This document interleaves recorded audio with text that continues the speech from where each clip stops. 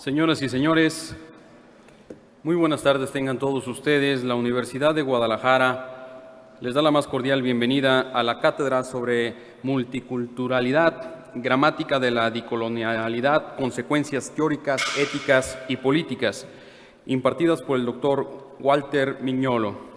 Y para dar inicio formal a nuestro evento, me permitiré presentar a las distinguidas personalidades que nos honran en el presidio. Nos distingue con su presencia el doctor Walter Mignolo, profesor investigador de la Universidad de Duke de California del Norte, Estados Unidos de Norteamérica.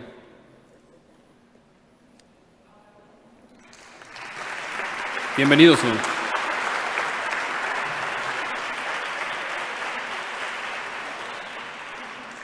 Nos distingue con su presencia la maestra Ana Rosa Castellanos, coordinadora de vinculación y servicio social de la Universidad de Guadalajara.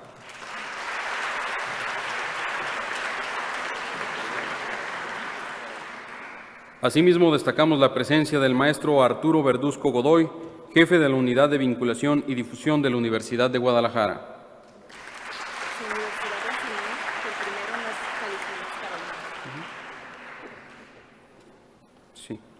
Una aclaración, el doctor Walter Mignolo es profesor investigador de la Universidad de Carolina del Norte en Estados Unidos de Norteamérica. Agradecemos y destacamos la presencia del licenciado Juan Manuel César Díaz Galván, jefe de la Unidad de Apoyo de las Comunidades Indígenas.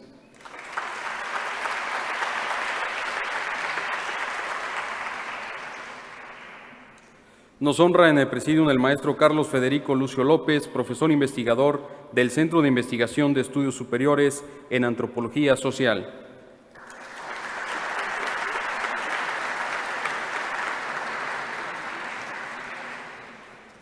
A continuación escucharemos unas palabras de introducción a la cátedra a cargo de la maestra Ana Rosa Castellanos.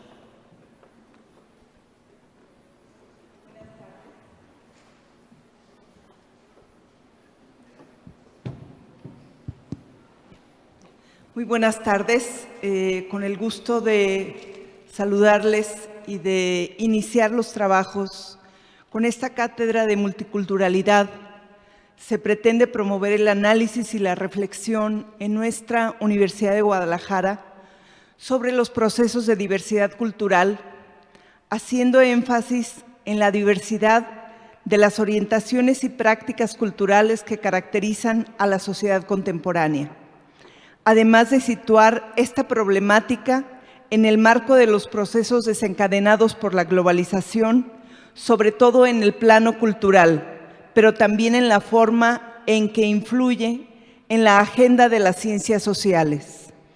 En un mundo cambiante, nos interesa también promover la discusión sobre la forma en que estos cambios se producen en las estructuras del saber, es decir, buscamos cartografiar los debates que actualmente se interrogan sobre la pertinencia y utilidad de las herramientas teóricas y metodológicas disponibles de nuestros sistemas y modelos de producción de conocimiento, para con ello iluminar los procesos culturales, orientar y abrirnos a la multiculturalidad y a la interculturalidad, con el fin de acercarnos a algunas de las discusiones que en esta materia son parte de los nuevos mapas cognitivos en las ciencias sociales. De manera que a través de esta cátedra, y siendo esta un punto de partida, nos interesa interrogarnos sobre los procesos que presentan los intercambios culturales en tiempos de la globalización y la forma en cómo se traducen en relaciones y nuevas formas de convivencia multicultural. Con la intención de generar esta discusión en la Universidad de Guadalajara, consideramos que tanto los aportes alcanzados en el terreno de los estudios culturales latinoamericanos y en el terreno de la perspectiva decolonial, de quien Walter Mignolo es uno de sus representantes más notables, son un instrumento privilegiado para la configuración de un pensamiento crítico no arraigado en el proyecto de la modernidad, sino en lo que ha sucedido en sus márgenes o fronteras, es decir, en los límites de las distintas esferas del conocimiento. Por lo tanto, consideramos que una cualidad que esta perspectiva puede ofrecer es la oportunidad para identificar la complejidad con la que han sido configurados los rasgos culturales, políticos y sociales de la región y con ello también desarrollar y proponer nuevas formas de convivencia y nuevas formas de organización social. Este es el principal propósito y se espera que a partir de esta cátedra de multiculturalidad se generen redes y espacios, foros de discusión y conocimiento que nos permitan crear en la institución, en nuestra alma mater, nuevas formas de diálogo y nuevas formas de discusión. Muchas gracias.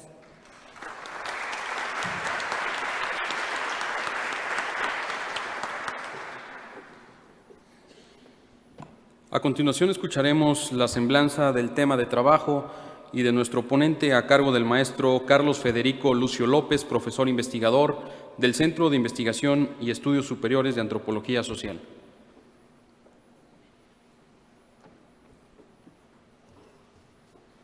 ¿Se oye? Bueno, la primera cosa es que yo no soy profesor investigador del CIESAS, soy estudiante del CIESAS y soy profesor en la Universidad de Guadalajara. Disculpas por la confusión, además repetida. Voy a hacer una semblanza del doctor Walter Miñolo y de una ponderación sobre la importancia de los estudios de los cuales él es representante.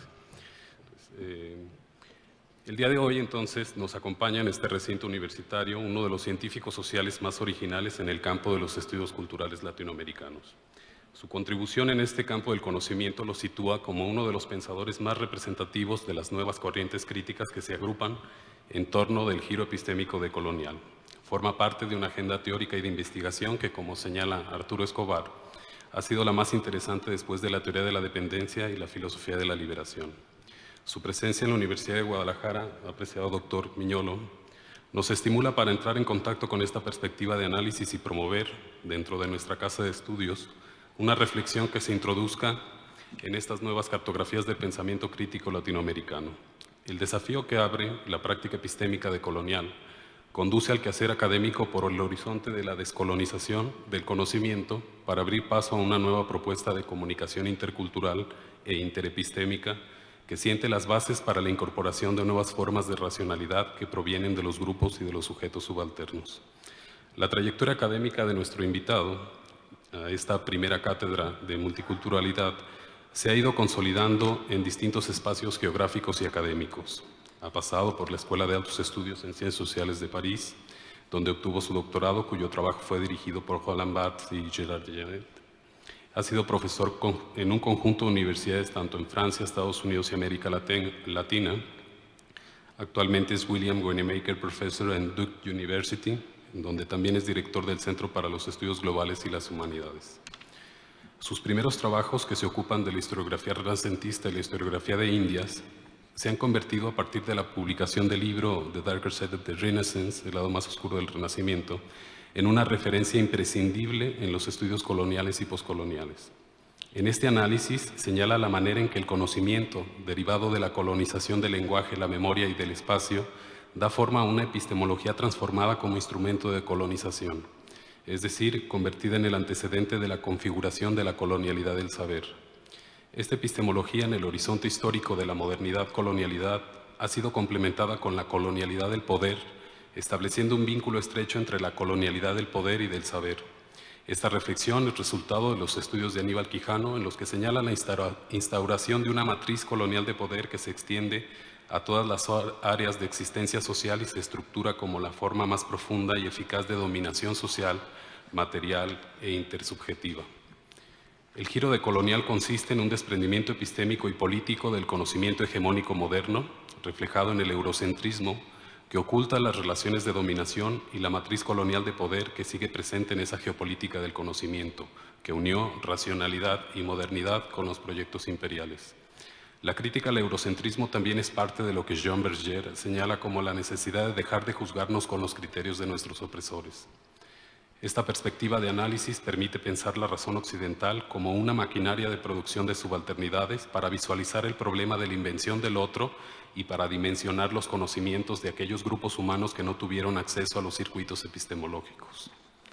Sus investigaciones sobre semiótica colonial lo condujeron a reflexionar sobre la cara oculta de la modernidad y especialmente sobre la lógica de la colonialidad y la triple función subalternizadora que se despliega en la colonialidad del poder, del saber y del ser, mediante mecanismos de control, que legitiman y ocultan un patrón histórico de poder establecido por los legados coloniales.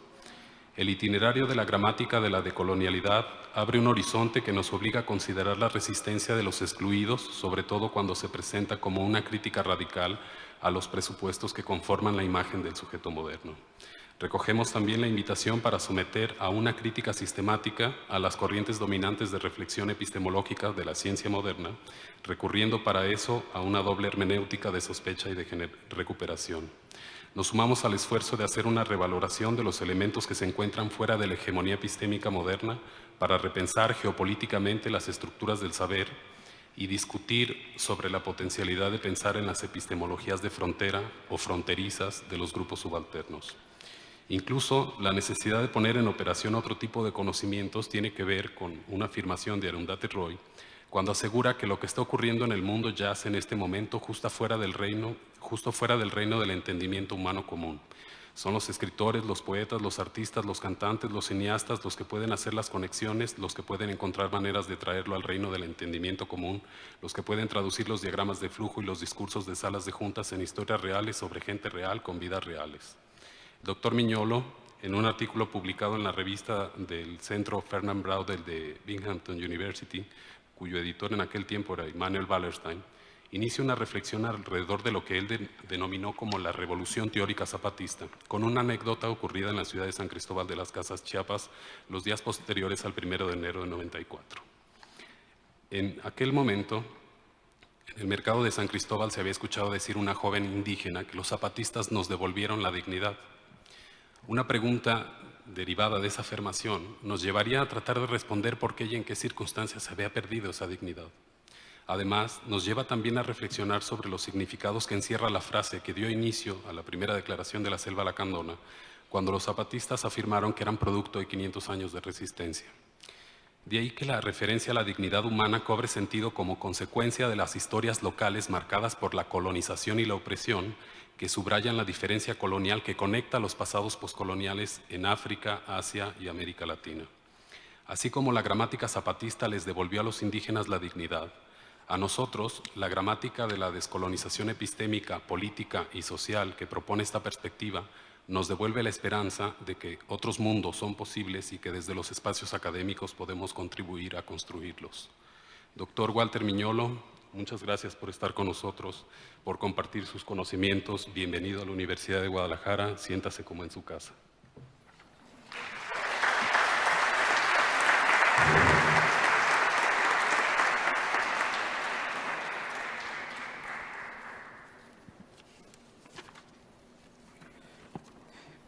Invitamos al maestro Arturo Verduzco Godoy, al licenciado Juan Manuel César Díaz Galván y al maestro Carlos Federico Lucio López. Tengan a bien acompañarnos en la primera fila para dar inicio a nuestra conferencia.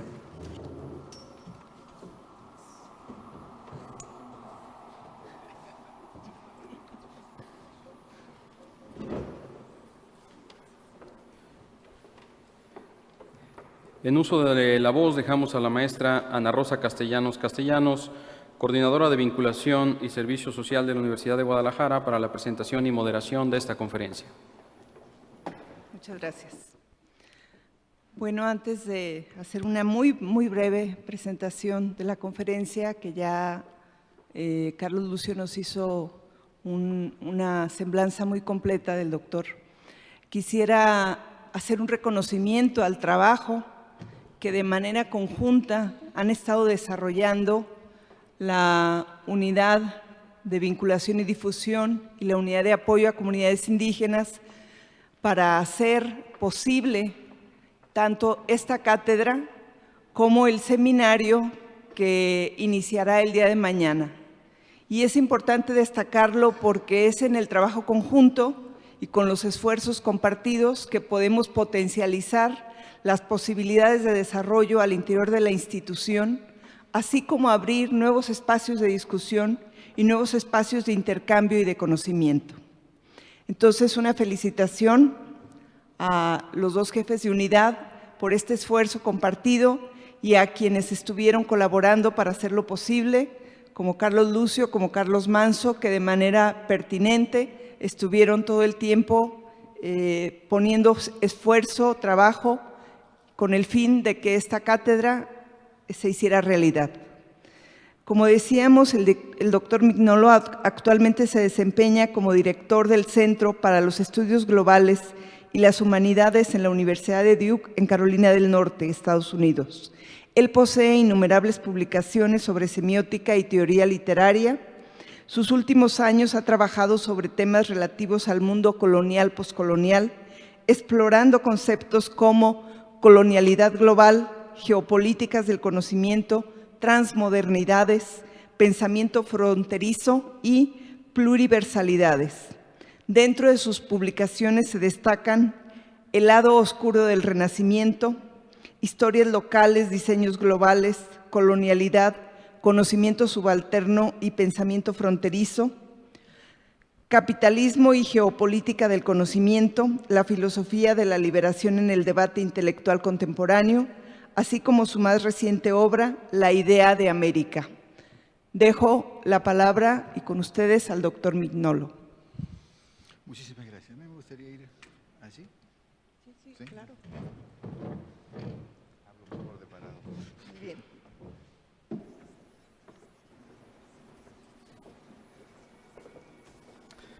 Bueno, buenas tardes. Muchas gracias a las unidades de vinculación y difusión, a la unidad de apoyo, a la universidad, a las autoridades de la Universidad de Guadalajara. Primero, por tener la idea, esta magnífica idea de esta cátedra. Y segundo, agradecerles por haberme invitado a mí a iniciar las conversaciones de esta cátedra. Pero es estupenda la idea. Bien, esto no es muy cómodo aquí, pero me las voy a arreglar. Hace unas 3 o 4 semanas estuve dando una charla en la Universidad de Mississippi, en Oxford, y al fondo de la sala había un mural de Elvis Presley. Bueno, me alegro un poco de que Orozco esté a mi espalda y no me esté atormentando constantemente con estas magníficas figuras, ¿no? Bien, gracias, Carlos, por esa presentación, ese resumen de los trabajos que realizamos en el proyecto Modernidad, Colonialidad, Descolonialidad. De modo que tengo entendido, algunos de ustedes están familiarizados con estos trabajos, otros no. Entonces yo voy a hacer algo pedagógico. Para aquellos que no están familiarizados, les daré algunos elementos fundamentales, sobre todo esta artillería de conceptos que se fueron mencionando, que fueron surgiendo a lo largo de, casi 15 años por lo menos de trabajo conjunto del colectivo, ¿no? Y para aquellos que ya conocen algo, también será útil porque este no es un pensamiento muerto, es decir, que en el 95 decidimos lo que era la matriz colonial del poder y se acabó, sino que es un constante proceso. Y es un constante proceso también de cambios, de modificaciones, de cómo vamos analizando, de cómo vamos pensando, qué incorporamos, etc.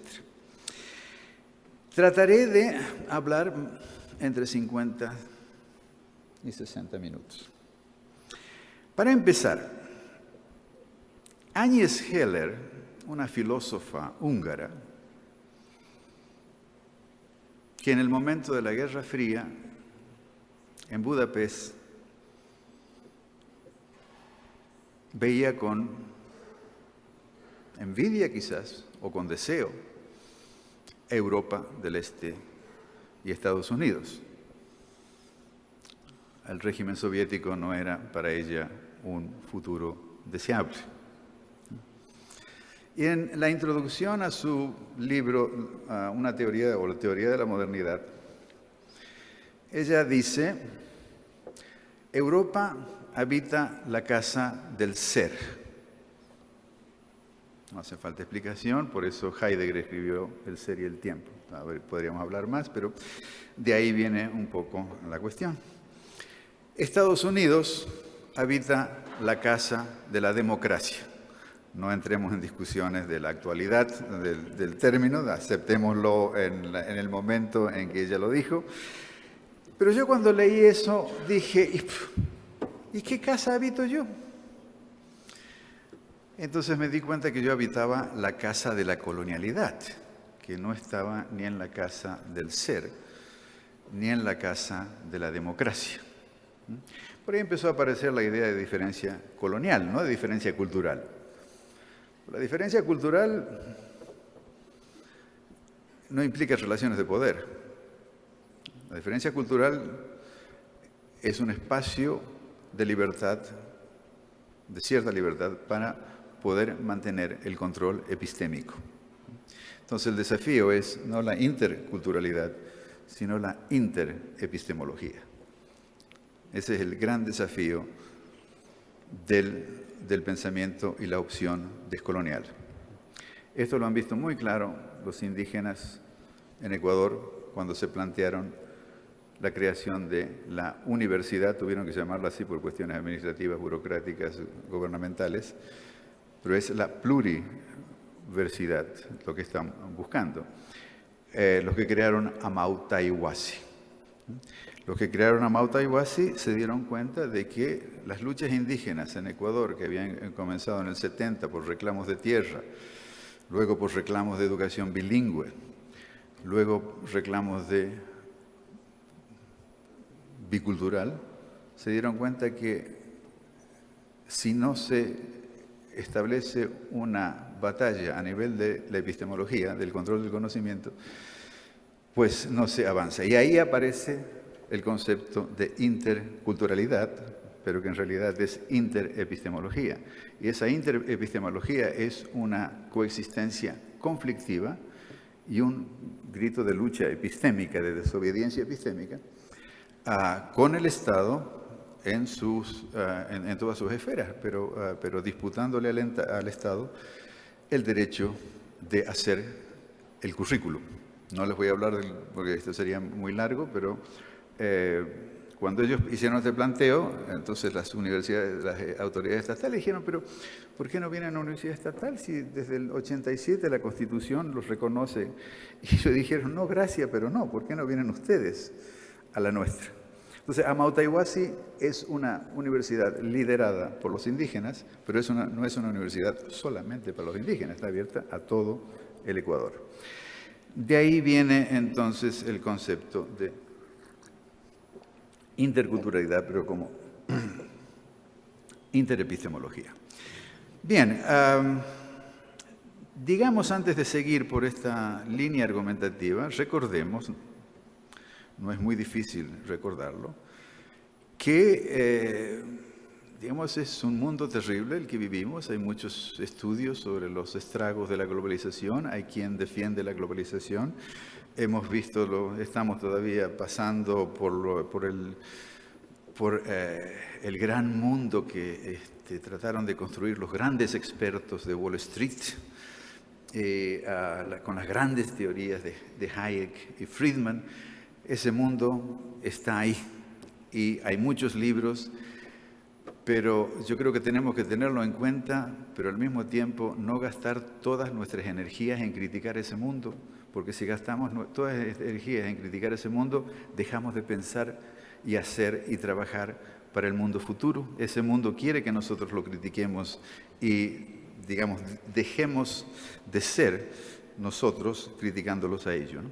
Ese mundo está ahí. Entonces la cuestión que les invito yo a pensar, quienes estamos en esta empresa del pensamiento descolonial y la opción descolonial, y quienes en otros proyectos llamados de otra manera están en las mismas orientaciones, ¿cuál es nuestro lugar?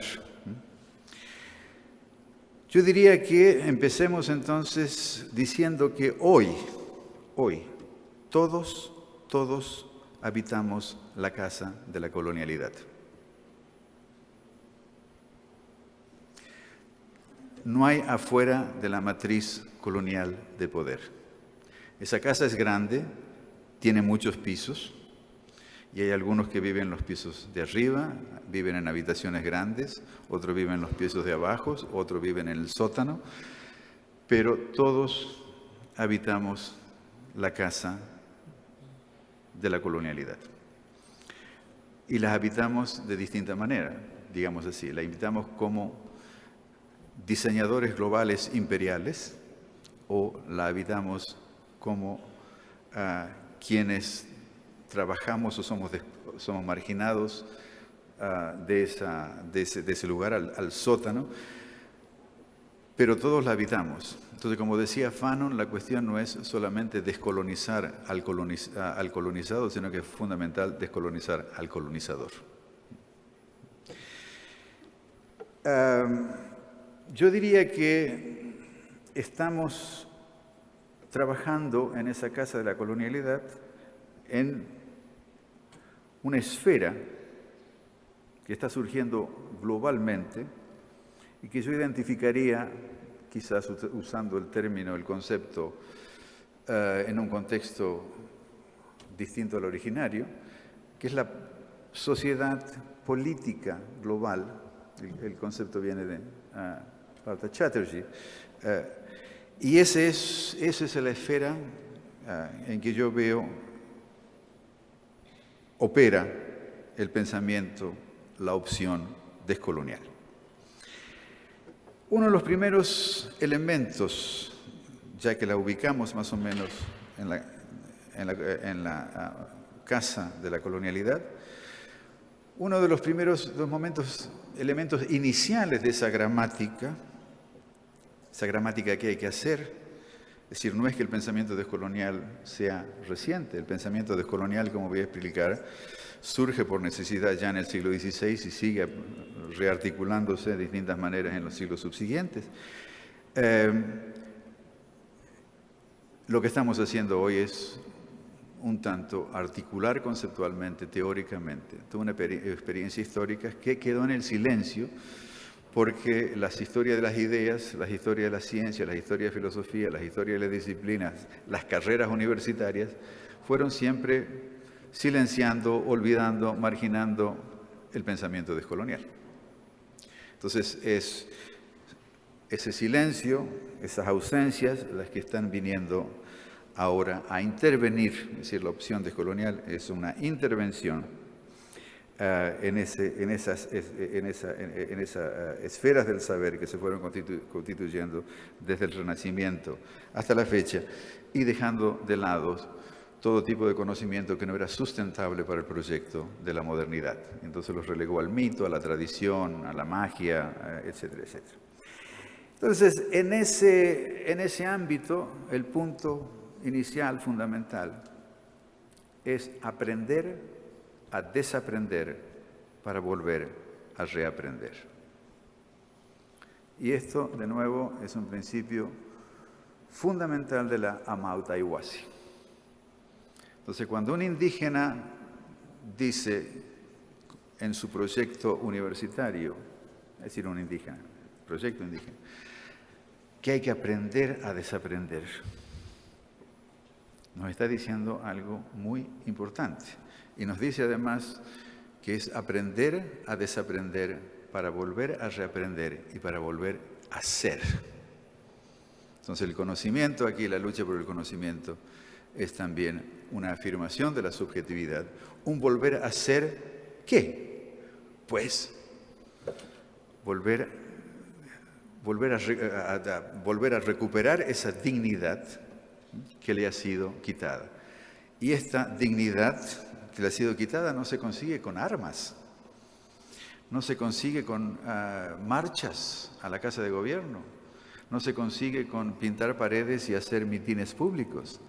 Esta reconquista de la dignidad es una reconquista del conocimiento, de la epistemología. Bien, para ello es fundamental, segundo punto, contar las historias que no se han contado, los silencios, las ausencias. Los posmodernistas nos dijeron, bueno, basta de relatos, de macrorelatos, los fragmentos. Bueno, yo estaría de acuerdo. Si yo habitara la casa del ser y la casa de la democracia, diría, bueno, basta ya de relatos, macrorelatos, tenemos un montón. Tenemos el relato teológico cristiano, tenemos el relato liberal, tenemos el relato marxista. Decir, bueno, ya basta, no nos hacen falta más otros relatos. Pero cuando yo habito la casa de la colonialidad, digo, bueno, un momento, a mí me hace falta otros macrorelatos que empiecen a contar la historia desde esa perspectiva y no la de ustedes. Es decir, macrorelatos que empiecen en Tahuantinsuyo y no en Grecia, por ejemplo, para dar un ejemplo. Entonces, las historias, escribir las historias, desde las historias académicas, digamos así, hasta las historias locales, personales, de comunidades que han sido, que se le ha negado, es decir, los pueblos sin historia, como se decía. Esta tarea es una tarea fundamental para aprender a desaprender y para reaprender y a volver a ser. Y esta historia, el punto de partida de esta historia no es el Big Bang, no es el paraíso terrenal, no es la Grecia antigua, ni es tampoco la Revolución Americana, ni la Revolución Francesa.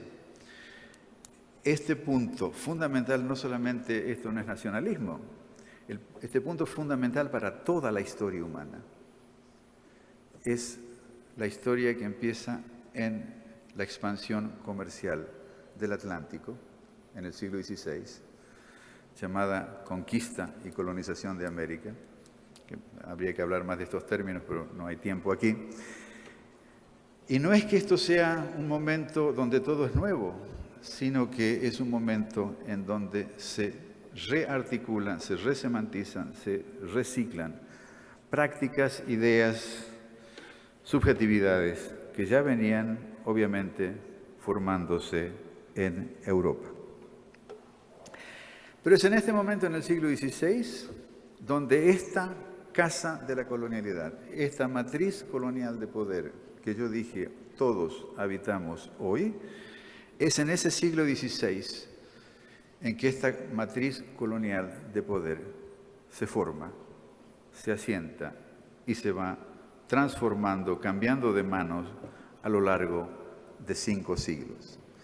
Claro, yo les doy aquí una especie de imagen visual, pero no se imaginen ustedes que los conquistadores españoles venían con la matriz colonial de poder como un cazador de mariposas y ¡zap! Esto fue un proceso largo y, bueno, quienes conocen el siglo XVI y el siglo XVII pueden ir viendo los distintos momentos, los distintos aspectos. No me saquen esto porque tengo que explicarla.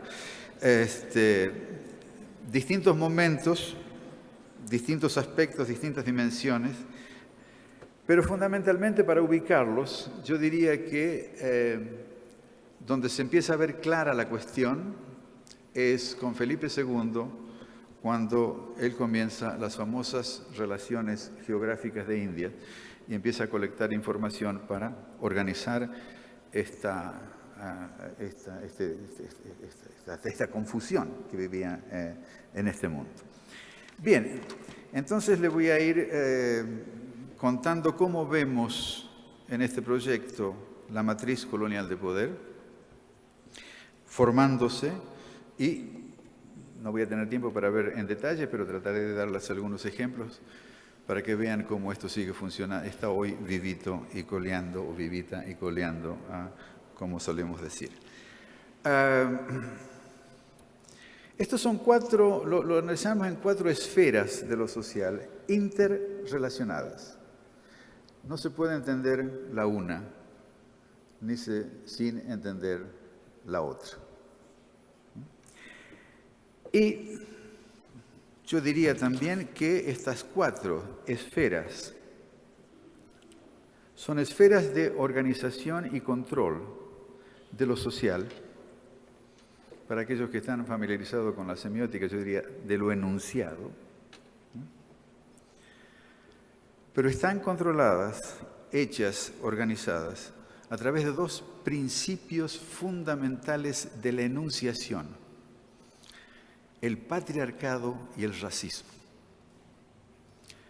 El racismo emerge en el siglo XVI como una estrategia y una necesidad para la explotación del trabajo.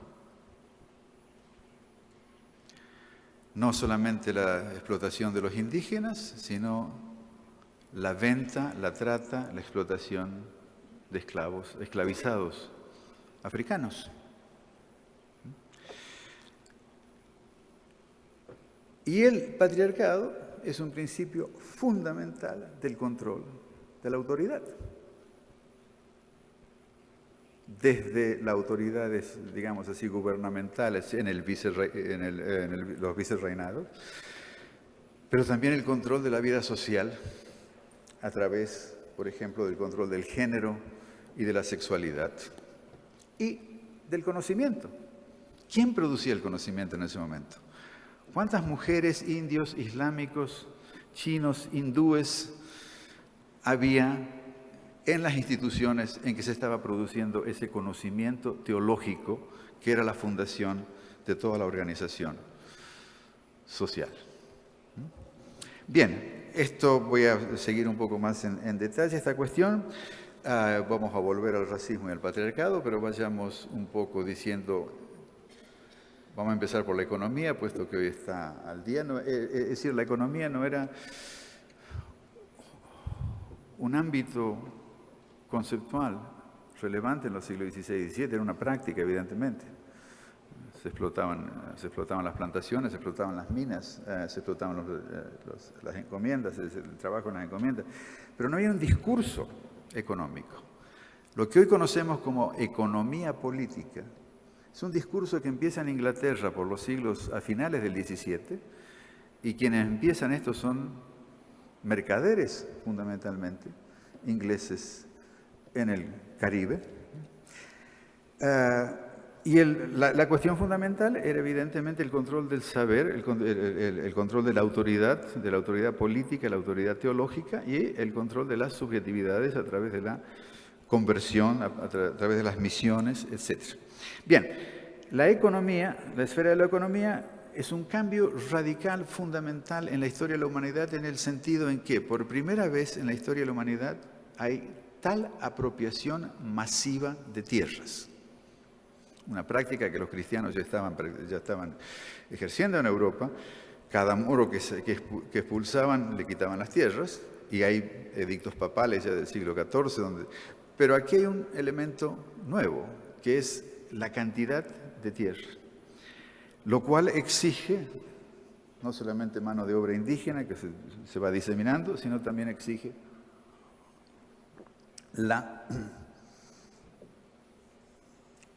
el comercio de esclavos. Es decir, esclavos había, sabemos, de Aristóteles, ¿no?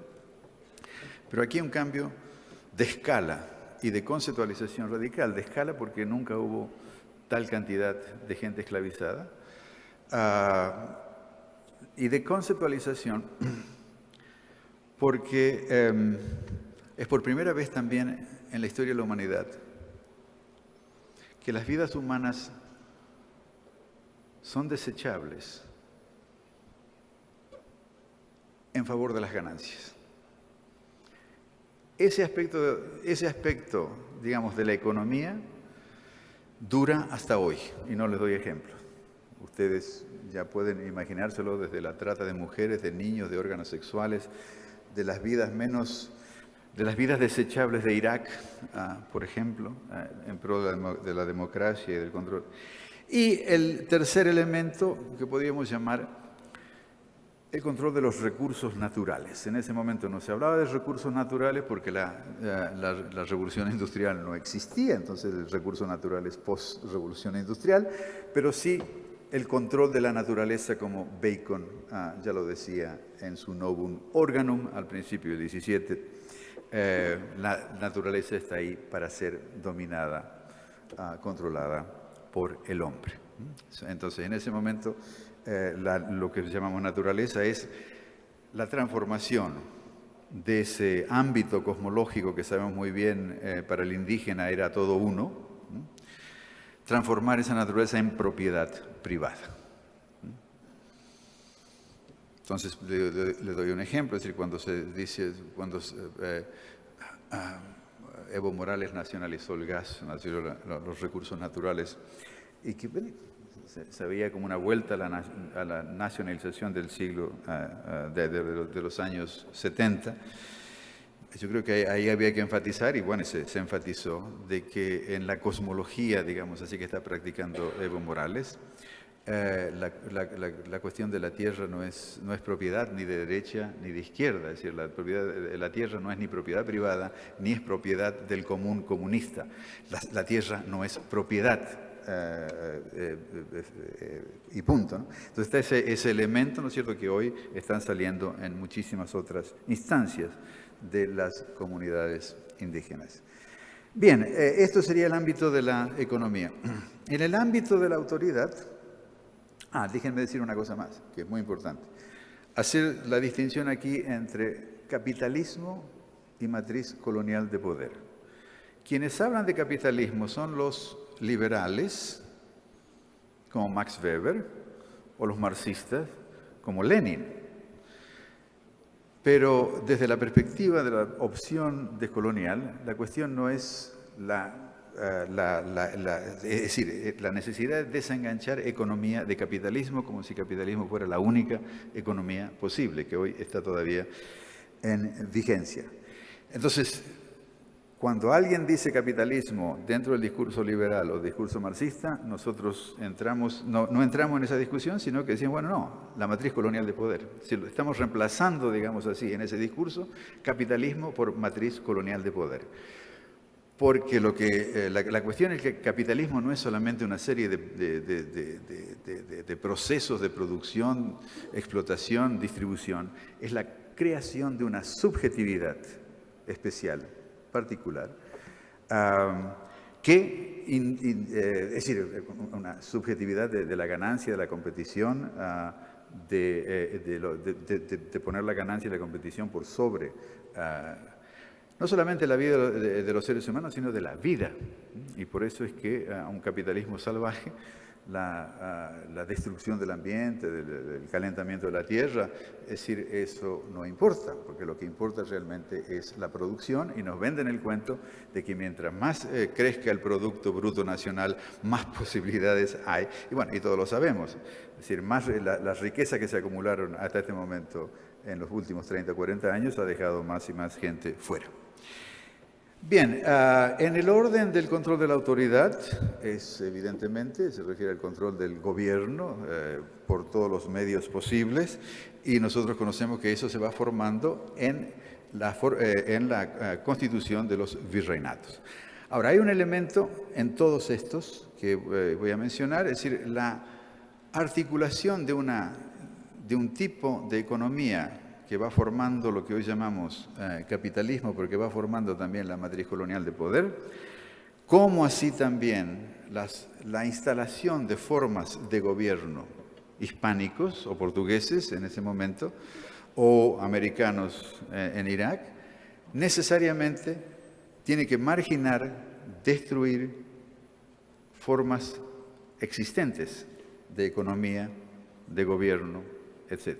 O sea que la matriz colonial de poder va simultáneamente montando un mundo que es el mundo de la modernidad, al mismo tiempo que va destruyendo, marginando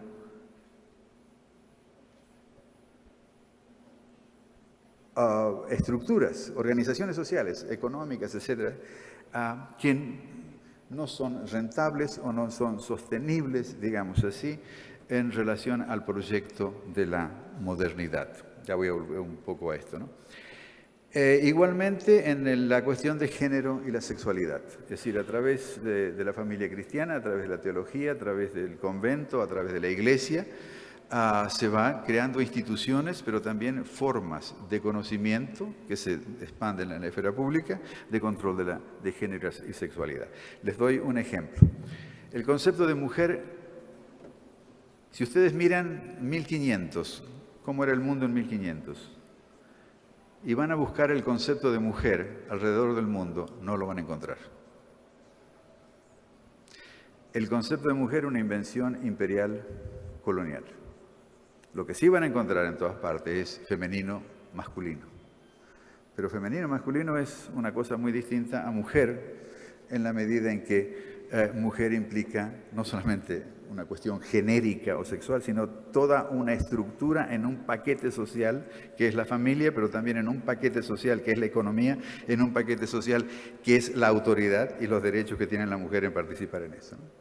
Entonces, se va imponiendo, en la medida en que se puede, esta otra forma de control del género y de la sexualidad a partir de formas de conocimiento, formas de ser imperiales, digamos así, ¿no? Y finalmente, pero no al final, necesariamente, la cuestión del control del conocimiento y de la subjetividad. Y aquí yo lo dejé al final, pero realmente es el elemento fundamental porque si no modificamos, si no operamos en este nivel, es muy difícil que tengamos éxito en cambiar, en transformar cualquiera de los otros niveles. Se pueden transformar los otros niveles, pero se van a transformar siempre dentro de la matriz colonial de poder, no saliendo, digamos, hacia otros proyectos. Y en ese sentido, la lucha por el conocimiento para mí es la lucha del siglo XXI, y en ese sentido, la lucha por el conocimiento es la lucha por la subjetividad, es decir, la necesidad de aprender a ser de toda aquella enorme población del mundo que fue afectada por la herida colonial. Bien, esa lucha por el conocimiento tiene, a mi manera de ver, dos columnas principales que tenemos que serruchar: el patriarcado y el racismo. Podemos dar un seminario sobre esto, pero los invito a pensar ustedes que es en esa enunciación, en ese control del conocimiento sobre la base del patriarcado y el racismo, que la lucha, el combate, digamos, el conflicto se da. Y les voy a entrar ahora en un punto complementario de todo esto, resumiendo un poco lo que dije hasta este momento. Ese tipo de conocimiento, ese control de la subjetividad a través del racismo y a través del patriarcado, impone a lo largo de la modernidad una distinción, una lógica que va adquiriendo distintas máscaras. Y esa lógica la podemos resumir hoy como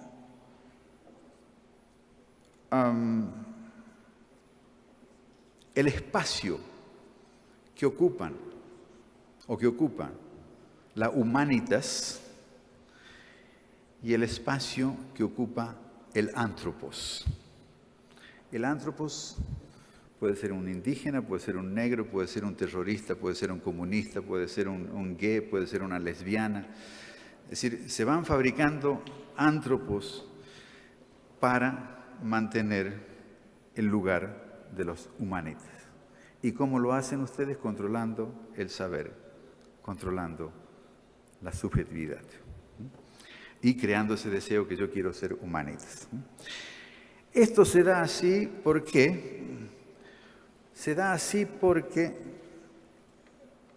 paso a un punto relacionado, la modernidad, que pareciera en general, cuando se habla de la modernidad, que tuviera una ontología y que fuera, además de la ontología, una teleología, en la medida que la historia del mundo tiene que dirigirse en la dirección de la modernidad. Y ahí todas las discusiones, es decir, realmente el concepto de modernidades subalternas o modernidades periféricas o modernidades alternativas no hacen sino reforzar esta creencia. La creencia de que hay una sola modernidad, como diría Jameson, y que el resto del mundo no le queda otra que ser moderno o perecer. Entonces lo que decimos nosotros es que la modernidad es una retórica, es un relato. Es un relato, una retórica de aquellos quienes controlan la matriz colonial del poder y que es una forma de mantenerlo porque la modernidad es como una zanahoria para el conejo que la persigue, pero tiene un palo atado y nunca la alcanza, ¿no? O sea, la modernidad es una retórica, pero es una retórica que necesita de la lógica de la colonialidad. Es decir, no hay modernidad sin colonialidad, les guste o no les guste, así lo vemos nosotros. La retórica de la modernidad necesita, por un lado, crear una esperanza que sabemos que es falsa, y por otro lado, crear una sensación de bienestar y de espera, etcétera, que oculta precisamente la lógica de la colonialidad. Lo que es necesario: apropiar, expropiar, explotar, controlar, manejar, marginar, subordinar, para que esa modernidad sea posible. O sea, modernidad, colonialidad son dos caras de la luna, por eso escribimos modernidad / colonialidad. Ahora bien, desde el primer momento, siglo XVI, esa retórica de la modernidad, le voy a dar un poco más le voy a dar un elemento para decir qué quiero decir con esto de la retórica de la modernidad.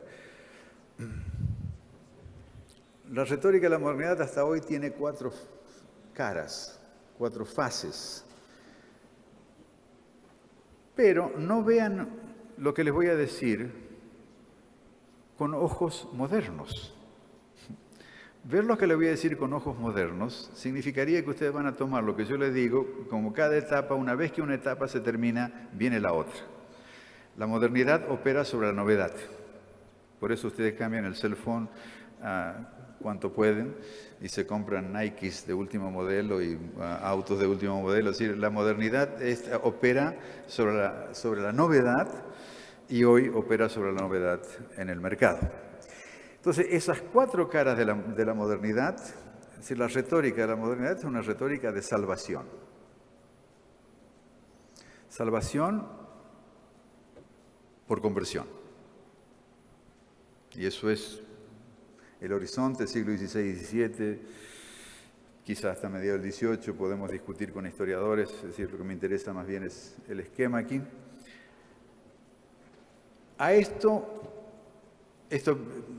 momento, digamos así, comienza a ser desplazado por la retórica de salvación de la civilización.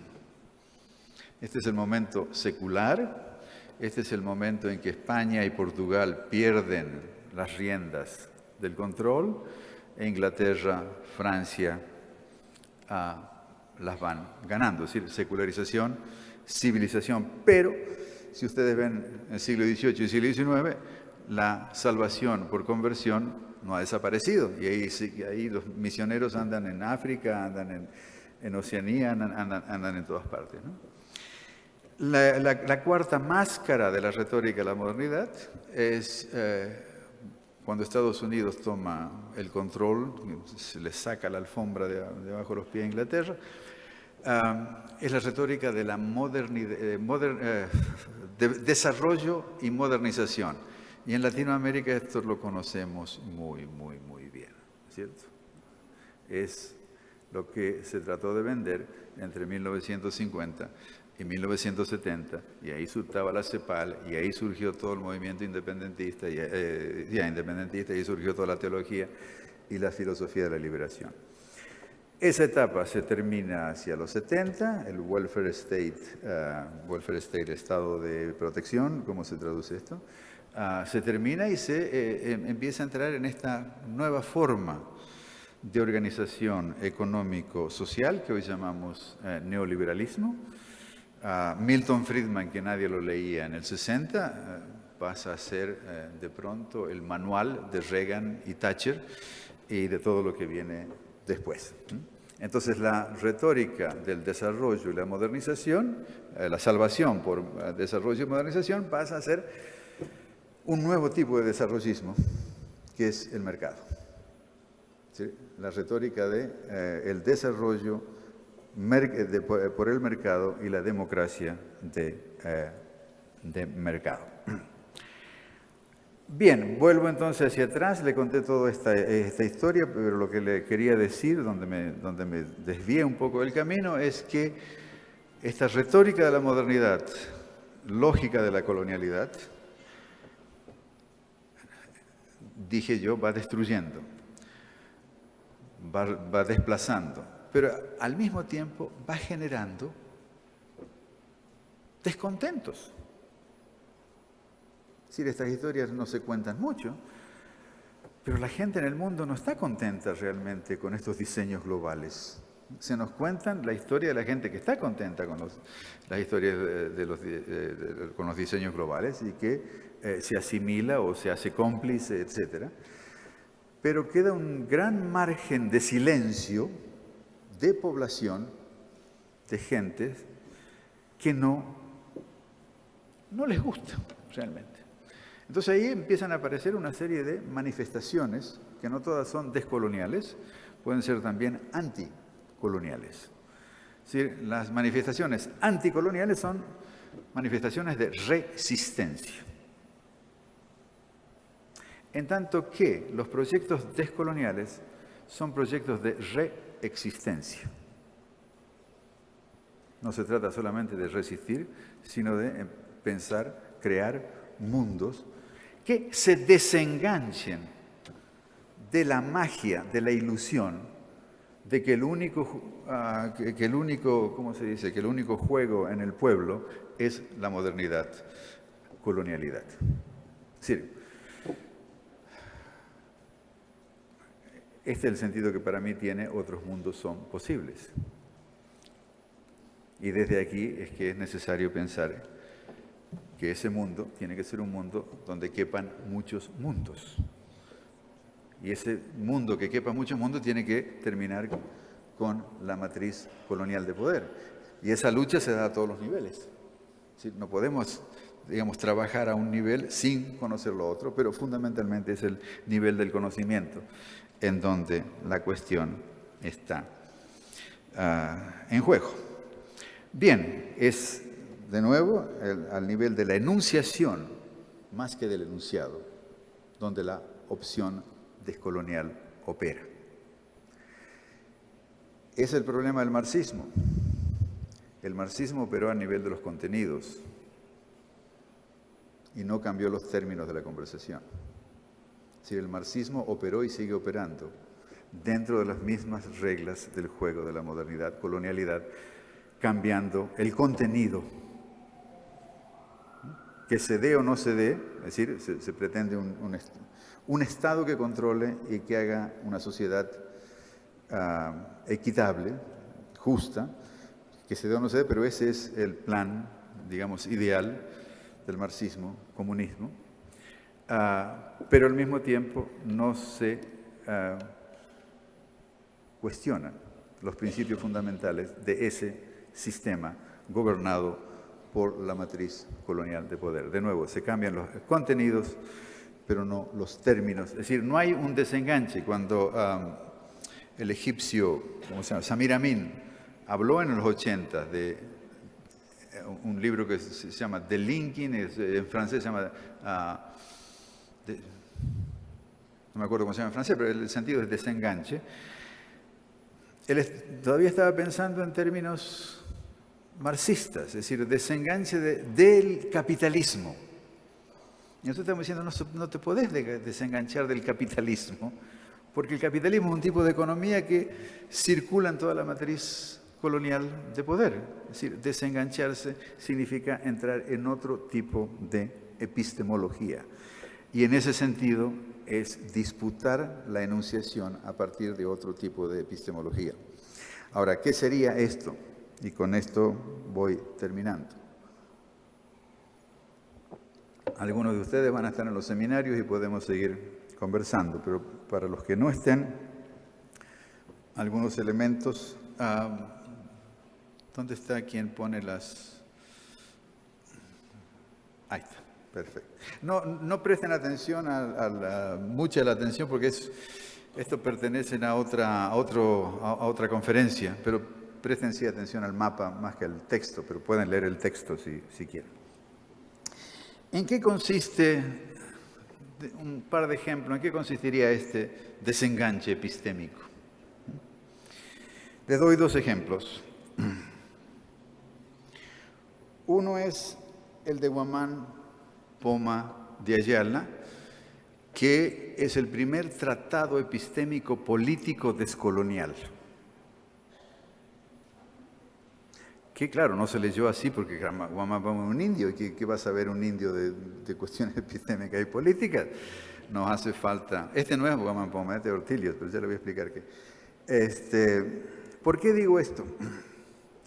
Como ustedes saben, se ha publicado en México. Guamán Poma escribió compuso este mamotreto de 400 diseños con textos escritos en mal castellano, pero con una claridad mental totalmente distinta al mal castellano.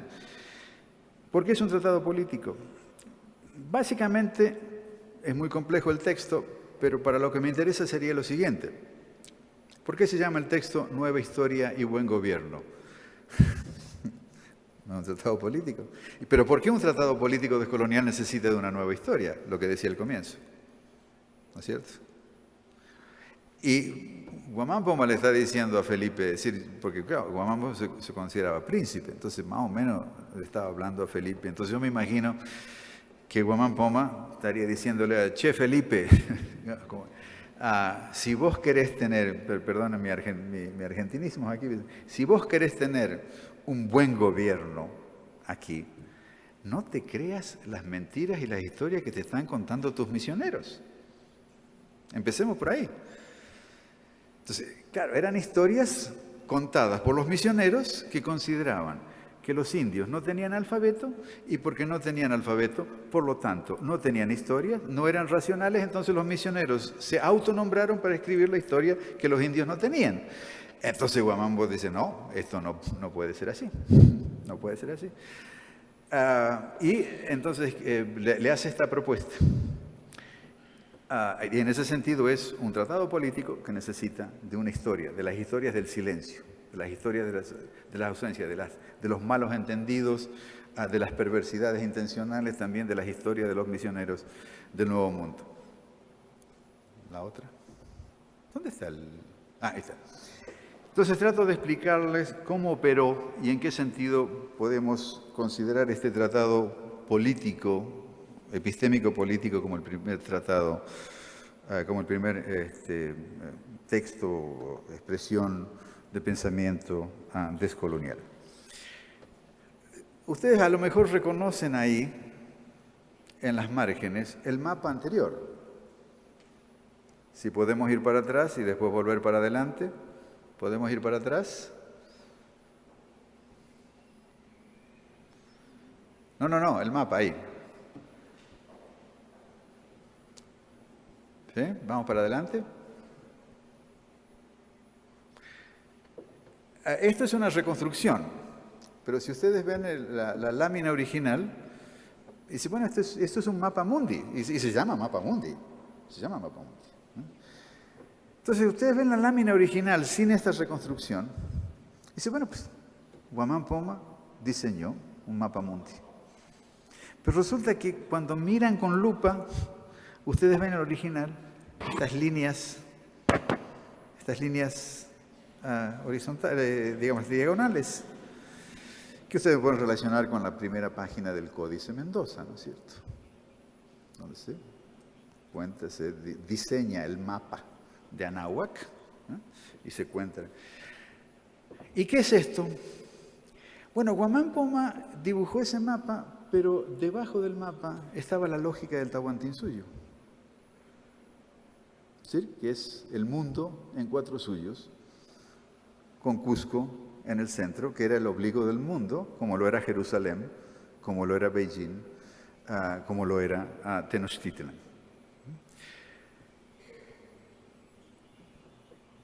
Y Guamán Poma termina, después de contar varias historias, hacer varias propuestas, termina proponiéndole lo siguiente: el buen gobierno consiste, ya no estamos en el incanato, ya no estamos aquí quechua y aymaras, hay un montón de otra gente, ¿cierto? Esto es finales del siglo XVI, principios del XVII. ¿Qué le hacemos, Felipe? Entonces le dice, mira Felipe, esto es mi reconstrucción, mira Felipe, le damos, en el Tahuantinsuyo, para quienes no estén familiarizados, es decir, era toda una jerarquía social, distintos grupos sociales ocupaban distintos suyos. Una estructura muy compleja, porque además estaba articulada con lo religioso. Del Cusco salían 360 seques, en fin, líneas sagradas, digamos así, pero no voy a entrar en eso, pero realmente en Guamán Poma de Ayala siguen operando, de modo que lo que le está proponiendo no es solamente una reorganización socioeconómica, sino también una reorganización religiosa. Le dice, mira, démosle un suyo a los españoles, démosle un suyo a los indios, un suyo a los negros y un suyo a los moros. Y pone a Felipe, estratega político, lo pone a Felipe en el centro, en el Cusco. Ahí tienen ustedes una especie de diseño de Estado plurinacional, como se está discutiendo hoy en Bolivia y en Ecuador. Y es por eso que Guamán Poma de Ayala está viniendo a ser como el Aristóteles y el Platón del pensamiento descolonial.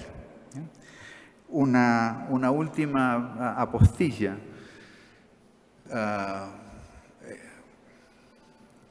para ejemplificar en qué sentido estoy viendo esto como un pensamiento descolonial y de desenganche, que además de hacerle esta propuesta, hay otro aspecto subjetivo muy importante en el desenganche, que es el siguiente. Guamán Poma de Ayala aprovecha de las casas. Él había leído muchos de los cronistas, Acosta, las casas, etc. Pero el que más aprovecha es las casas. ¿Por qué? Porque las casas es una crítica radical de los españoles. Y él se declara, además, cristiano. Y la gente dice, pero ¿cómo puede ser descolonial si él se creía cristiano? Yo no sé si creía o no, pero él asume la cristiandad y entonces, junto con las casas, critica radicalmente los bárbaros españoles que se dicen cristianos. Pero en el momento en que llega el momento de la conversión, entonces Guamán puede decir, pero ¿cómo? ¿Por qué me vas a convertir a mí si yo soy cristiano? Se dan cuenta un poco de la estrategia descolonial, el pensamiento fronterizo. Es decir, es apropiarse de y darlo vuelta e implementarlo. Es lo que hicieron los zapatistas con el concepto de democracia.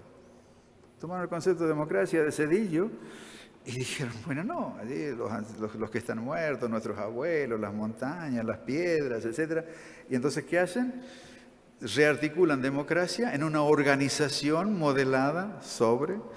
Ahora, claro, ojo, ya como se ve claro, Guamán Poma de Ayala ya no podía reconstituir el Tahuantinsuyo original. Y esto es lo que la derecha acusa a Evo Morales de ser esencialista, de querer volver al Tahuantinsuyo, que es una imaginación. No. Si escuchamos, leemos a Evo Morales, a los intelectuales indígenas que están a su lado, ellos saben muy bien que lo que se mantuvo por 500 años no fue el Tahuantinsuyo original, sino la diferencia. Y el Tahuantinsuyo se fue constantemente rearticulando, pero se mantuvo como Tahuantinsuyo. Y en este momento entra en la Constitución de Bolivia. Bien, estos son algunos ejemplos, dos ejemplos, uno de desenganche, digamos, en el ámbito de la política, del control de la autoridad y de la subjetividad. Otro ejemplo que atañe a las disciplinas. Y sé que muchos inscriptos, estoy viendo las listas, son antropólogos y antropólogas o están estudiando antropología. Hay una antropóloga maorí, Linda T.Y. Smith, que escribió un libro en el 99, que es muy discutido en Estados Unidos, en Canadá al menos, y en Australia y en Nueva Zelanda, por cierto, que se llama Descolonizar o Descolonizando, Decolonizing Methodology. Y entonces, ¿qué pasa aquí? Lo que pasa es que uno podría decir, Linda T.Y. Smith es una antropóloga que al mismo tiempo es maorí. So what? ¿Cierto? No pasa nada. Pero esta no es la cuestión. La cuestión es el desenganche que ella opera en este sentido. Ella es maorí y antropóloga. Esto quiere decir que lo que le preocupa a ella fundamentalmente no es el problema de la antropología, es el problema de los maorí. Y entonces utiliza la antropología para producir conocimiento que coadyuven las causas maorí. Este ejemplo sirve también para entender nuestros conceptos de geo y corpopolítica del conocimiento. Para los Foucauldianos le digo que, bueno, Foucault hizo un trabajo magnífico en la biopolítica, viendo cómo el Estado controla los cuerpos. Lo que nosotros estamos haciendo es decir cómo los cuerpos no quieren ser controlados y qué hacen, cómo actúan. Entonces hay una corpopolítica, ¿no? Y el ejemplo de T.Y. Smith, que podemos buscar muchos ejemplos en otras partes, casos se están dando ya, es fundamental porque cambia también toda la concepción del conocimiento. Es decir, ¿quién produce conocimiento y para qué? Entonces las disciplinas aquí pasan a segundo lugar. Yo estoy seguro que muchos de los que son estudiantes aquí, o los que se han recibido hace poco, esto pasa mucho en Estados Unidos, pero seguro que pasa en México y en Argentina, porque las universidades han seguido estos modelos americanos. Vuestros asesores y profesores le insisten en la cuestión del método. ¿Y para qué quieren el método si no tienen un problema? Pero la cuestión del método, como la cuestión del expertise, como se dice en castellano, de expert, el experto, son todas mitologías del conocimiento de la modernidad que les sirve para devaluar todo conocimiento que no sea experto. Y entonces, evidentemente, el conocimiento no experto de los indígenas o de los negros tiene que ser manejado, controlado por el conocimiento experto de los blancos. O de los negros que les interesa más la disciplina que las causas de los negros. Termino entonces, y estoy hablando 55 minutos, sé que estoy bien.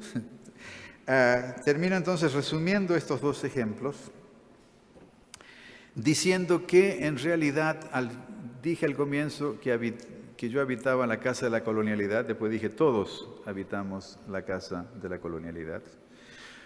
Pero estos dos ejemplos, y el ejemplo de Humanitas y Anthropos, me permite ir al final de esta charla, pero antes decir, que no dije, quizás no lo hice claro, que no es que el antropos exista ontológicamente. El antropos no es que los terroristas no pongan bomba, pero una cosa es que gente que ponga bomba y otra cosa es el concepto de terrorista y cómo ese concepto se usa.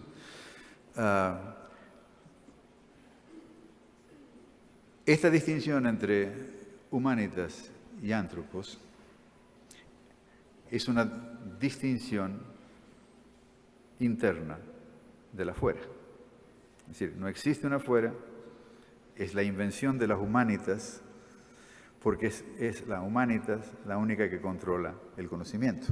Entonces, para seguir controlando ese conocimiento, tiene que inventar ese afuera. De modo que lo que existe, digamos así, es más bien la exterioridad. Y la exterioridad es ese afuera inventado por el adentro. La exterioridad es ese ser menos humano, no tan humano, ese ser casi racional, casi civilizado, que tiene que ser civilizado, ese ser subdesarrollado, que tiene que ser desarrollado. Ahí está la exterioridad. De modo que el pensamiento fronterizo, el pensamiento fronterizo como método, digamos así, del pensamiento descolonial y la opción descolonial es asumirnos habitando la exterioridad. Y en ese sentido, el pensamiento y la opción descolonial ya es otra cosa que la derecha, que la izquierda, que el centro, que son distinciones dentro de una totalidad que es provincial, como diría Chakrabarty, que es regional, pero que se presenta como una totalidad universal. El pensamiento y la opción descolonial, como diría Quijano, en relación a la izquierda y a la derecha, Quijano dice, no es ni lo uno ni lo otro, sino todo lo contrario.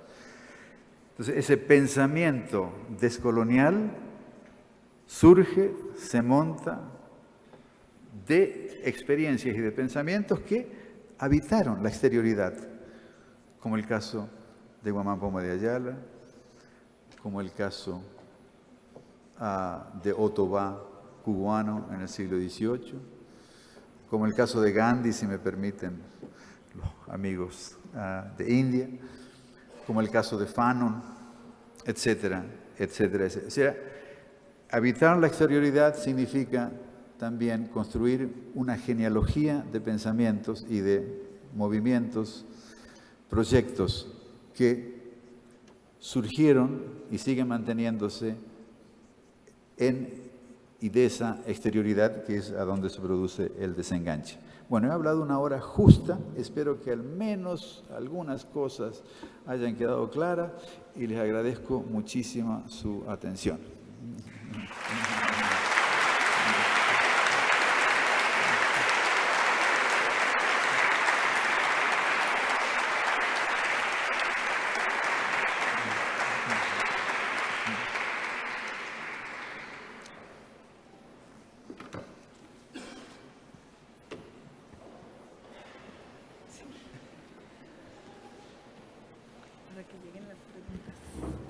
A continuación tendremos una sesión de preguntas y respuestas con la moderación de la maestra Ana Rosa Castellanos. A aquellas personas que tengan alguna pregunta que realizar a nuestro ponente, háganlo de manera escrita, por favor, y se lo pueden hacer llegar a las señoritas asistentes de protocolo que se encuentran distribuidas en el Paraninfo Enrique Díaz de León. Felicidades, Walter. Y bueno, nos han llegado ya algunas preguntas. La primera, voy a tomar 3. Ante el rezago y marginación de los pueblos indígenas en América Latina, ¿qué mecanismos y acciones pueden implementarse para combatir los efectos de la matriz colonial?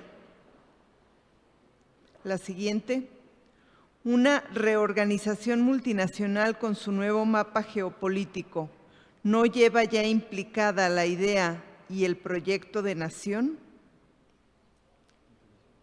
Y la siguiente, ¿el proyecto de nación no es producto de un momento histórico cuando entra un nuevo orden de control colonial yanqui, no va contra el proyecto bolivariano?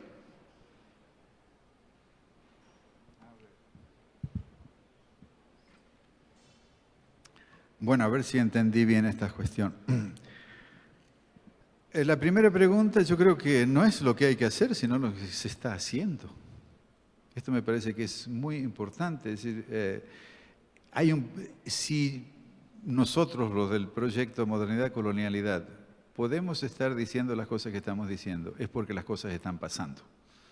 Si no estuvieran pasando, pues, qué sé yo, tendríamos que decir, bueno, a ver, vamos a leer, a ver más y a ver qué vamos a pensar, cómo arreglar el futuro, cómo modificar el Estado. Sí, bueno, vamos a leer de nuevo a Marx, a ver si podemos sacar algunas ideas. No es que ni a ver más Marx, simplemente que ellos tenían su sopa que cocinar y nosotros tenemos otra sopa que cocinar, que van a veces por el mismo camino, otros no. Pero yo creo que hay que mirar, y bueno, mencionamos los zapatistas, mencionamos T.Y. Smith, mencionamos la reorganización que está ocurriendo en México, Evo Morales, la Universidad Amautaihuasi de Ecuador, el Pachacuti de Ecuador, la cuarta o quinta cumbre de los pueblos y naciones indígenas de todas las Américas. Es una cosa realmente impresionante. Yo creo que hay que mirar y ver lo que está pasando y ver qué es lo que se está haciendo precisamente. No solamente para combatir los efectos, sino para crear otras formas de vida. Yo siempre cito la vía campesina, a mí me parece un ejemplo ejemplar por dos razones. Una es porque lo que hacen es no solamente un proceso de producción de conocimientos descoloniales, es decir, cómo ellos analizan la globalización, pero las prácticas relacionadas con la soberanía alimentaria. Están pasando cosas, o sea que la tarea nuestra en el mundo académico de que disponemos de este tiempo, de medios, etcétera, es ya no ser los intelectuales de vanguardia, sino acompañar esos procesos que están a la vanguardia nuestra. Es decir, en este momento tenemos que invertir la relación del conocimiento y ver el conocimiento que se está produciendo en la práctica en todos estos movimientos. No sé si respondo, pero al menos digo algo.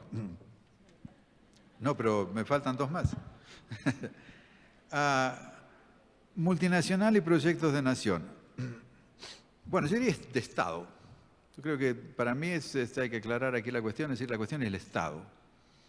Lo que pasa es que el Estado moderno es un Estado uninacional, ¿cierto? Se las arregló para construir comunidades de nacimiento en vez de construir comunidades de fe, que era la manera en que la Iglesia y la teología operaban.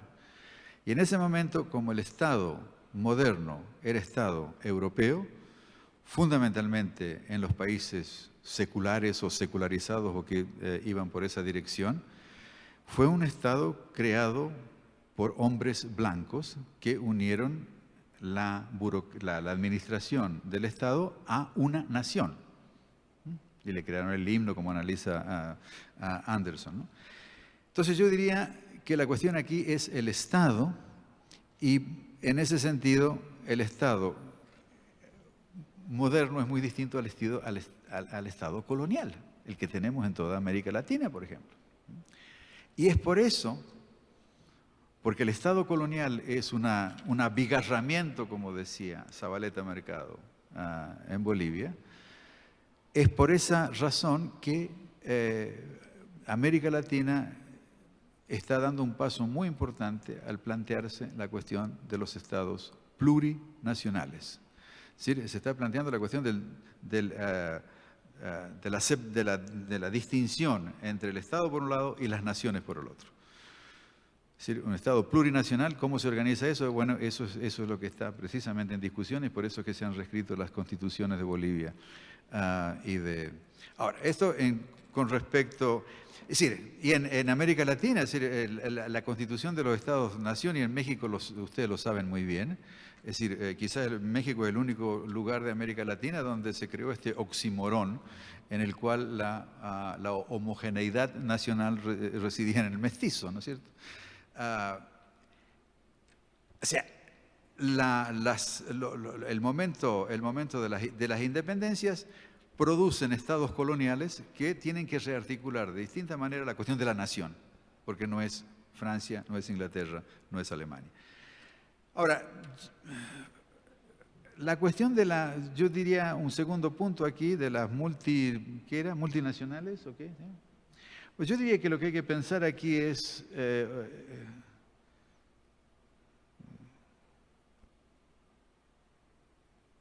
yo creo que lo que hay que pensar hoy aquí es otra dimensión. Yo diría que hoy ya estamos en una economía global, que es el capitalismo, pero en un mundo policéntrico. ¿Qué quiero decir con esto? China es capitalista, India es capitalista, la Unión del Sur y la mayoría de los países, Brasil, son capitalistas. Es decir, funcionan en base a estos principios de economía en pro de la ganancia, etcétera, etcétera, etcétera. Pero ¿qué está ocurriendo? Que la séptima ronda de Doha fracasa. ¿Por qué fracasa? Porque India y China le dicen a Estados Unidos con la Unión Europea que venía detrás, dicen no. Esas condiciones no nos convienen. Esto es nuevo, ¿cierto? Hasta ese momento, la mayoría de los países hacían la ronda de Doha, venía Estados Unidos con el libreto y más o menos a regañadientes, gustándole o no, habría que cumplir el libreto. Se acabó. Rusia.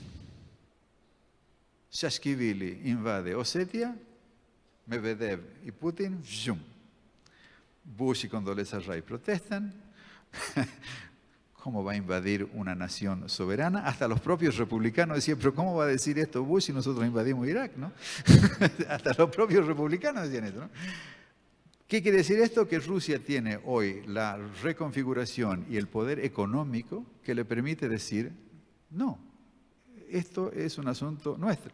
Y la Unión del Sur, ¿para qué se organiza? Se organiza precisamente para eso.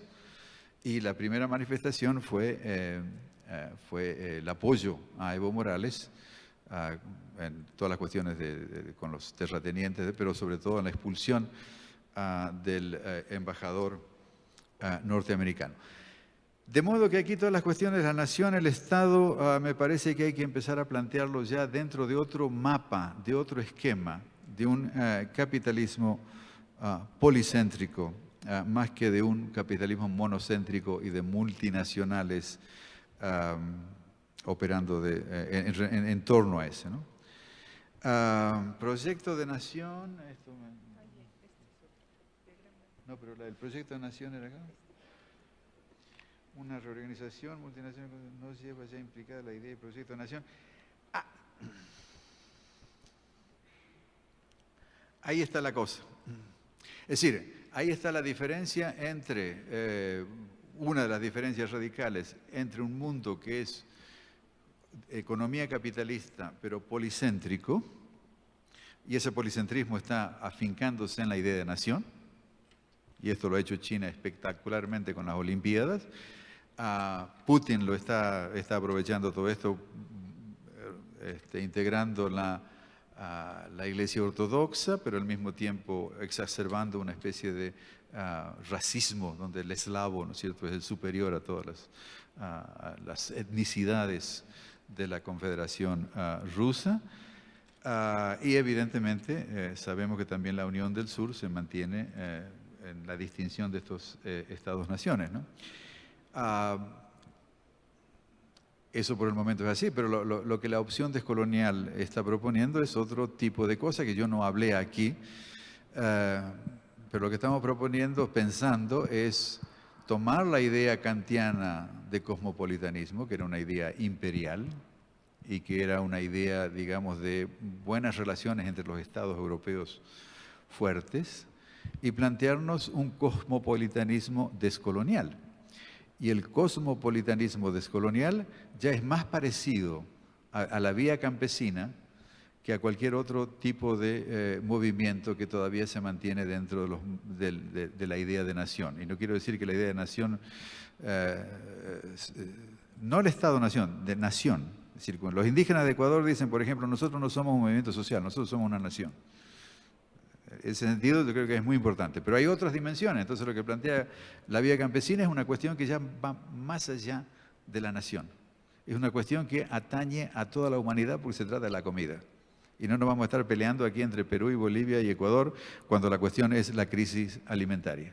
Entonces ahí ya va la cuestión hacia un cosmopolitanismo descolonial y un proyecto, digamos, de sociedad y de humanidad que se desenganche de la idea de que la única manera es salvar la nación.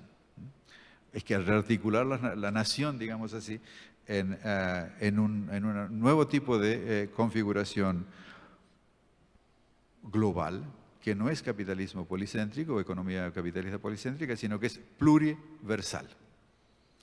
Y ahí es donde, en el pluriversal, es donde se juega la cuestión de la interepistemología. Y les digo una más. Lo que tenemos hasta este momento, y el capitalismo pluricéntrico, policéntrico no lo cuestiona, evidentemente, por ejemplo, los países islámicos que no mencioné, árabes islámicos, ¿no? Y esto creo que va un poco en relación a la pregunta 4, es la retórica de la modernidad y el capitalismo policéntrico operan todavía sobre un concepto de verdad sin paréntesis. Y cuando ustedes tienen un concepto de verdad sin paréntesis, quien se oponga o tiene que ser convencido, y si no es convencido, pues allá, ¿no? Porque esto es la verdad.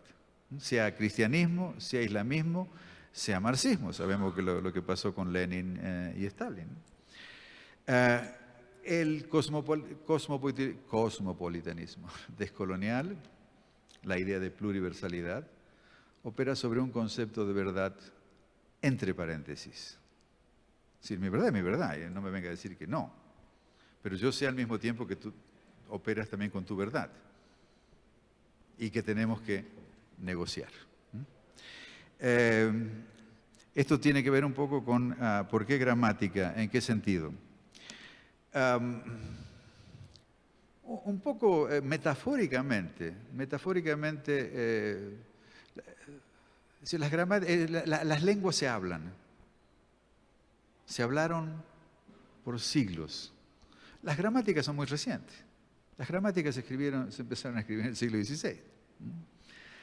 En ese sentido, las prácticas económicas existieron desde siempre, pero la economía política empezó a surgir en el siglo XVII. Es decir, la gramática es gramática en el sentido de construcción, articulación de prácticas que están ya ahí, pero que todavía no están conceptualizadas en sus consecuencias teóricas, éticas y políticas, que es precisamente, eso es un sentido de por qué gramática. Y la otra es un juego de desenganche y de parodia con el trivium de la Universidad Teológica Renacentista, que tenían la retórica, la lógica y la gramática. Entonces es un poco tomarlo, pero llevarlo a articulación de otras prácticas, ¿no? Para no decir teoría, porque teoría está muy complicado hoy. No es que esté en contra de la teoría, sino que estoy en contra de la mitificación de la teoría, ¿no? Y que la teoría muchas veces es expresión de este pensamiento de verdad sin paréntesis. Una más es acerca de, dice, ¿qué me sugiere para evitar que el método no me conduzca a desvalorizar los conocimientos de mi pueblo ñaño? Estoy estudiando un posgrado en educación de origen indígena. Yo me siento muy mal cuando me piden sugerencias, ¿no? Pero, en fin, digamos algo, ¿no?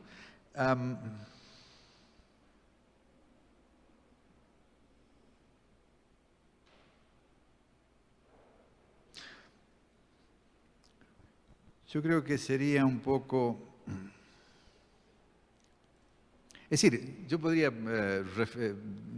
reflexionar sobre esto, pero el problema es hacer sugerencias, ¿no? Entonces, hacer sugerencias, yo diría, bueno, yo diría que no solamente para este caso particular, sino para todo el pensamiento descolonial, es comenzar a pensar con el hígado y el corazón. Es decir, pensar a partir de lo que duele, no de lo que el método nos dice que tenemos que hacer y cómo tenemos que hacerlo. Esto es una primera sugerencia. Y la segunda sugerencia es decir, no tengas miedo a ser epistémicamente desobediente, porque de eso se trata.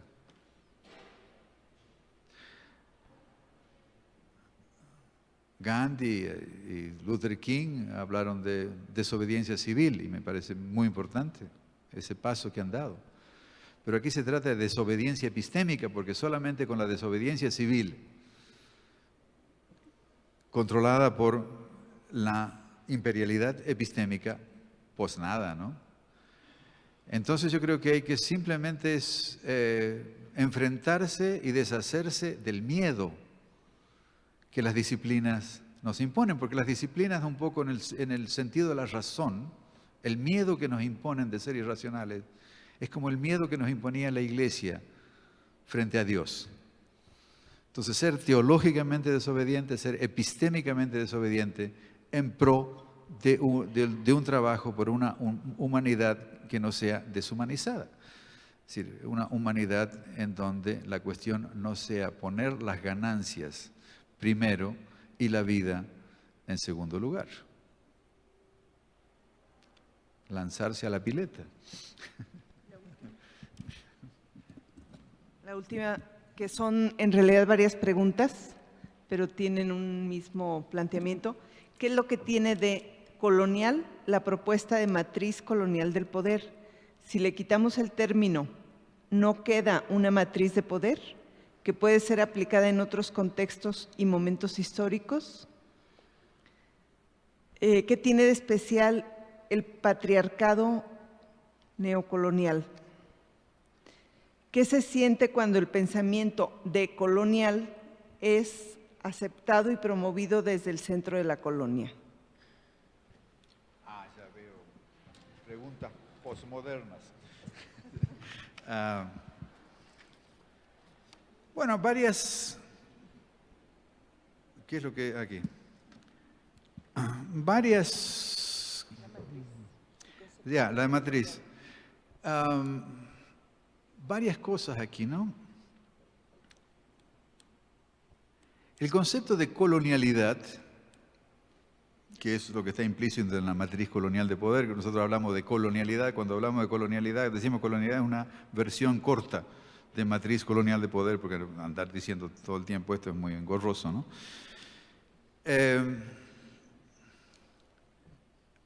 La colonialidad, entonces, entra como esa lógica, ese mecanismo de control, explotación,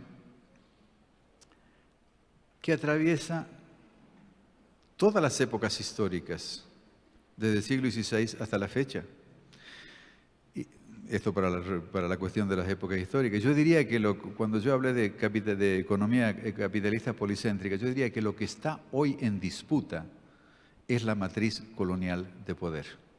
Y ahí es donde está la pelea entre China, India, Rusia, Estados Unidos, la Unión Europea. Es decir, en la medida en que es una economía capitalista que pone las ganancias sobre la vida, la matriz colonial de poder sigue funcionando y, de nuevo, como dije, la disputa es por el control de esa matriz, que ya no controla solamente Occidente. Y este es el momento, yo creo, de la economía capitalista policéntrica, que la matriz colonial de poder que la fundó, la manejó, la controló Occidente, en este momento los perros empiezan a morder de todas partes, ¿no? Entonces, en este sentido, colonial y colonialidad es única y exclusivamente aplicable al mundo moderno colonial a partir del siglo XVI. Si hablamos de los incas, si hablamos del Imperio Romano, si hablamos de las dinastías chinas, si hablamos del sultanato otomano, si hablamos del sultanato mughal, si hablamos del zarato ruso, ahí tenemos que cambiar la terminología. Yo usamos colonialidad, colonial, exclusivamente como un término que describe esta historia de los últimos 500 años. En ese sentido, si le sacamos colonial a matriz de poder, bueno, podemos hablar de matriz de poder de los chinos, podemos hablar de, digamos, los chinos anterior a 1848, cuando China entró. Entonces, universalizamos. Y esta es, digamos, yo veo la pregunta, es decir, bueno, no, pero sí, en todas partes, desde que... Sí, pero este es otro proyecto, esta es otra historia. Esta es la historia de la universalidad del ser humano. Y lo que estamos haciendo nosotros es empezar por otro lado, ¿no? Ahora, podría agregar, además, que esa matriz colonial de poder, nosotros también las dividimos entre matriz colonial de poder en general, pero también matriz de poder cuando se refiere a la autoridad y a la economía, y hablamos de colonialidad del saber y de colonialidad del ser. Pero todo esto se refiere pura y exclusivamente, número uno, a la historia de los 500 años de Occidente y, segundo, a las historias que se van enganchando con Occidente a través de la expansión. ¿Qué quiero decir con esto? Pues si ustedes se imaginan, yo les pedí antes que se imaginaran el mundo en 1500, imagínenselo de nuevo. En 1500 el mundo es policéntrico, no capitalista. Está China, está el sultanato mughal, como todo esto que dije, están los incas, están los aztecas. Es decir, es policéntrico, la economía es tributaria y es agricultura, y no hay uno que domine al otro. El relato de la modernidad, imperial de la humanidad, nos acostumbró a pensar que la historia de todos estos pueblos se paró, se detuvo. La única civilización que tuvo historia es Occidente. Bueno, entonces no. Nosotros vemos hoy que estos siguieron funcionando, pero con una distinción, que después de las Américas y los españoles, vienen los holandeses, viene Inglaterra, viene Francia, van los ingleses al sultanato mughal, van los franceses al norte de África, etcétera, etcétera. Entonces, todas esas historias de ese mundo policéntrico no capitalista, a partir de cierto momento, siglo XVII, XVIII, ya no pueden estar en ellas mismas, sino que tienen que responder a la invasión de Occidente. Y esto es otra manera de ver el cosmopolitanismo descolonial. Lo que yo tengo en común con los pensadores árabes, por ejemplo, o islámicos, con los pensadores del Magreb, con los pensadores de India, digamos que compartimos la herida colonial, aunque esa herida colonial haya sido distinta por distintas circunstancias, por distintas historias, por distintas subjetividades, etc. Entonces, ahí va más en relación a la cuestión colonial, que no se la podemos sacar en este proyecto. ¿Qué tiene de especial el patriarcado? Yo no sé, patriarcado neocolonial, bueno, pero hay que plantearlo también con el patriarcado, me parece, ¿no? Es decir, con el patriarcado colonial, es decir, moderno imperial colonial, en una economía capitalista y en un sistema, digamos, de organización estatal que viene de la teología, y por eso Smith escribe teología política, y de todo el Estado moderno. Lo que tiene, siempre también se dice, bueno, había sociedades patriarcales también, fuera de Occidente, antes, después, etc. Sin duda que había, pero eran no capitalistas. Entonces, ¿qué empieza a ocurrir a partir del siglo XVI? Cuando los efectos de la expansión imperial van encontrándose con comunidades patriarcales, pues la cosa está fácil. Es decir, atraen a los hombres, ¿no? Los meten en la élite, pero lo empiezan a hacer funcionar dentro de una economía y un control de la autoridad patriarcal occidental. O sea, desarticulan la organización patriarcal no capitalista. Y cuando se encuentran con sociedades matriarcales o más o menos balanceadas, como el caso de los incas, por ejemplo, o el caso de los indios, de los Native Americans en Estados Unidos, bueno, ¿qué es lo que hacen? Atraen a los hombres también. Es decir, y hay ya varios estudios, digamos, que las manifestaciones machistas de los indios, de los Native Americans, no necesariamente es un éxito de los indígenas, sino que es una inversión que produce la sociedad y el tipo de la matriz colonial de poder, ¿no? Esta es la diferencia, o sea, chupa y destruye la matriz colonial de poder. ¿Esto es o no? Otra más. ¿Qué se siente cuando el pensamiento descolonial es aceptado y promovido desde el centro de la colonia? Lo que a mí me parece fundamental del pensamiento descolonial es que es un tipo de pensamiento que en la modernidad proviene de la periferia. Y la periferia entendida en sentido amplio. Es decir, la periferia de Occidente, pero también la periferia de los estados nacionales, como los indígenas en México o los negros en Brasil, o los kurdos en el Medio Oriente. Esto es una cuestión, y esto se traslada ¿a dónde? Al centro. Es decir, el pensamiento descolonial, el futuro del pensamiento descolonial en el centro es la inmigración. Son los inmigrantes en Europa. No esperen que el pensamiento, ya lo dijo Fanon y la anduvo cerca, ¿no? El pensamiento europeo está muerto. El pensamiento energético del futuro de Europa es la inmigración. Y esto es lo que está pasando en Estados Unidos. No está muerto el pensamiento imperial, evidentemente. Pero ¿qué se hace cuando se termina, digamos, ya no se tiene ideas? Se emplea la fuerza o se emplea el insulto. ¿Cierto? Como lo está haciendo McCain ahora con Obama. Obama tiene ideas, ¿no? Pero McCain es la expresión, ya un ejemplo del autoritarismo sin ideas. Entonces, ¿qué tienen que hacer? Insultarlo, decirle cualquier cosa.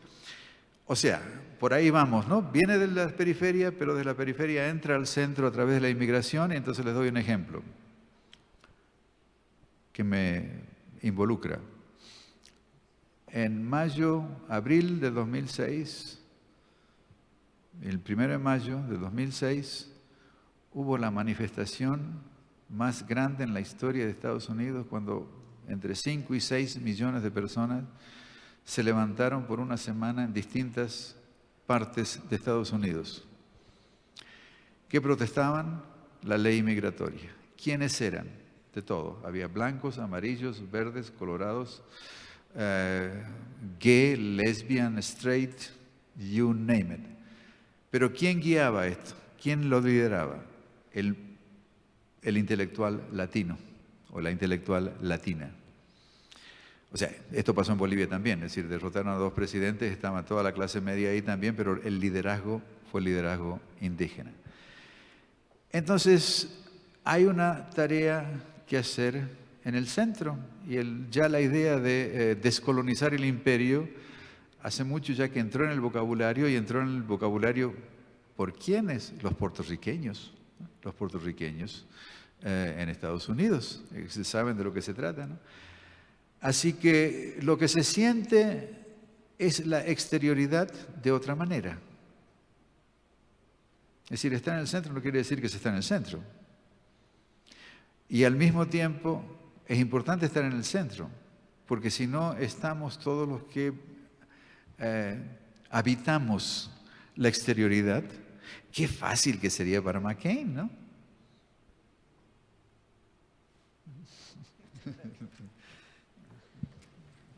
Bien, con esto cerramos la sesión de preguntas y damos un fuerte aplauso al doctor Walter Mignolo.